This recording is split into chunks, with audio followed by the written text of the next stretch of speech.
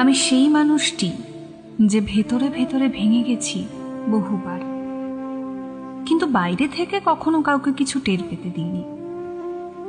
নিজেকে সামলে রাখার অভিনয় আমি এতটাই নিখুঁতভাবে শিখে ফেলেছি যে আমার কষ্টটাও এখন লুকিয়ে রাখতে কোনো কষ্ট হয় না। কারোর আচমকা পরিবর্তন, কথার উষ্ণতা কমে যাওয়া, আগ্রহের জায়গায় উদাসীনতা, এই ছোট ছোট বিষণ্ণতা আমাকে নিঃশেষ করে দেয়।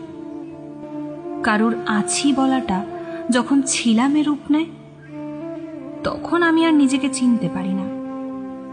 অথচ আমি কখনো কারোর কাছ থেকে খুব বেশি কিছু চাইনি, শুধু একটু স্থির থাকার জায়গা চেয়েছিলাম। আমার ভেতরে এক ধরনের নীরব ঝড় আছে, যা প্রতিদিন আমাকে ভাসিয়ে নিয়ে যায়। আমি চেষ্টা করি নিজেকে শক্ত করে ধরে রাখতে, কিন্তু প্রতিবারই নিজের ভেতরের ভাঙনটা আর সামলাতে পারি না। আমি চাই কেউ একজন পাশে থাকুক, যে বুঝবে আমার ভেতরের এই অসমাপ্ত যুদ্ধগুলো। আমি জানি আমি সাধারণ নই।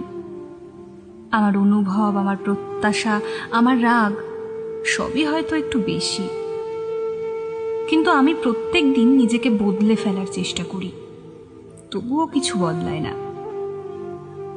তাই যদি কখনো তোমার মনে হয় আমি বোঝা হয়ে গেছি, তবে চলে যাওয়ার আগে অন্তত একটিবার বলে যেও। হুট করে ফেলে রেখে গেলে আমি হয়তো আর নিজেকে গুছিয়ে তুলতে পারবো না।